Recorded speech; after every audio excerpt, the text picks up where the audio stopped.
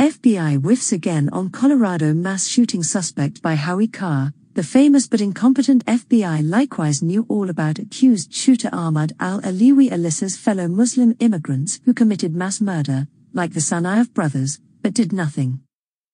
So now it turns out that the FBI knew all about the accused Boulder shooter, but paid no attention to the obvious warning signs until police say the rabidly anti-American immigrant from Syria murdered 10 U.S. citizens in the supermarket.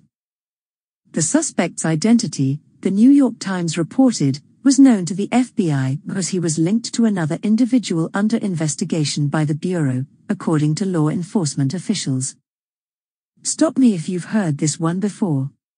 The famous but incompetent FBI likewise knew all about accused shooter Ahmad al-Aliwi, Alissa's fellow Muslim immigrants who committed mass murder, like the Tsarnaev brothers, but did nothing until those welfare-collecting asylees blew up the Boston Marathon. The FBI also had early warnings about the Muslim terrorists who shot up the gay nightclub in Orlando, the Christmas party in San Bernardino, Fort Hood, the cartoon drawing contest in Texas, and yet the G-men sat on their soft hands until scores of Americans were murdered in cold blood. But it's not only foreign Muslim terrorists the FBI can't be bothered lugging. It's domestic killers as well.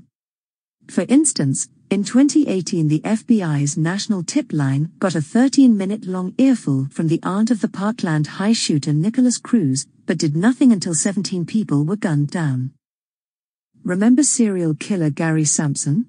Before he murdered 3 innocent men in 2001, he called the FBI office in Boston from a payphone in Abington and offered to turn himself in on some unsolved bank robberies. But it was a Friday afternoon, so the FBI disconnected his call and didn't bother to pick him up. The next day, Sampson started his 2-state carjacking murder spree. This is your FBI, as the old radio show used to begin. But there have been some cases that the FBI has been on top of.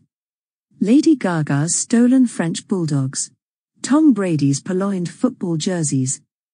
The noose on NASCAR driver Bubba Wallace's garage, which turned out to be a door pull rope. 15 agents were assigned to that hate crime. Taking a knee en masse for George Floyd. Using bogus Hillary Clinton paid-for documents to create what top FBI agents described as an insurance policy to frame the Republican president of the United States for crimes he did not commit. Leaking fake news to the media in an attempt to frame Atlanta security guard Richard Jewell for a crime he did not commit. Railroading 4 Boston men onto death row for a 1965 murder they did not commit, allowing them to rot in prison for 35 years while corrupt FBI agents protected the real murderers from justice. Now you probably haven't heard anything about how the FBI had this latest alleged Mideast mass murderer on its radar screen. Like the media, the FBI lost interest in Ahmad al-Issa as soon as they saw his name, his religion and the terror state he had been imported from, not to mention his deranged anti-Trump, hate America diatribes on social media. Sad, because the Democrats had been so excited when they thought al-Issa was white, which of course he is, just not the kind of white the Democrat media and FBI had been looking for, deplorable MAGA hat-wearing rednecks. Nothing to see here folks, everyone in the deep state suddenly said as one. Move along. This same nevermind phenomenon is now going on with the January 6th insurrectionists. The feds, the Department of Justice and the Banana Republic FBI, are quietly dropping many of the most outrageous, that is, false, charges.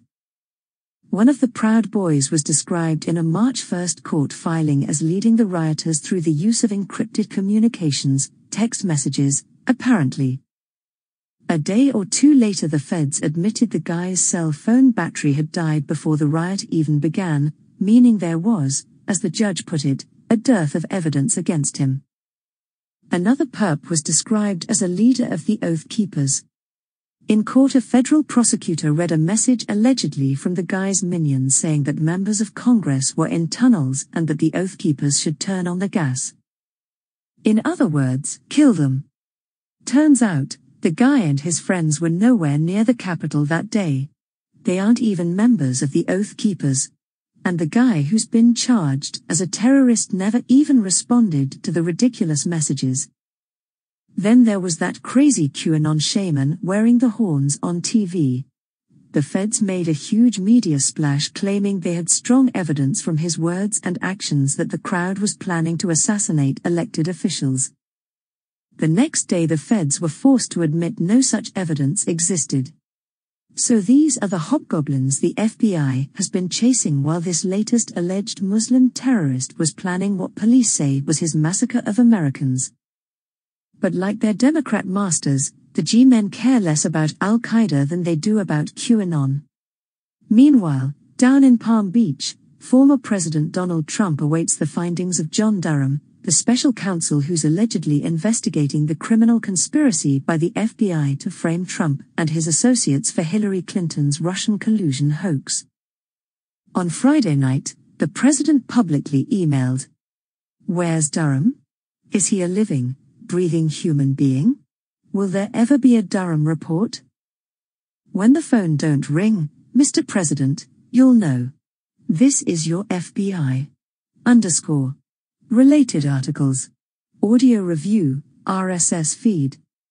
So now it turns out that the FBI knew all about the accused Boulder shooter, but paid no attention to the obvious warning signs until police say the rabidly anti-American immigrant from Syria murdered 10 U.S. citizens in the supermarket.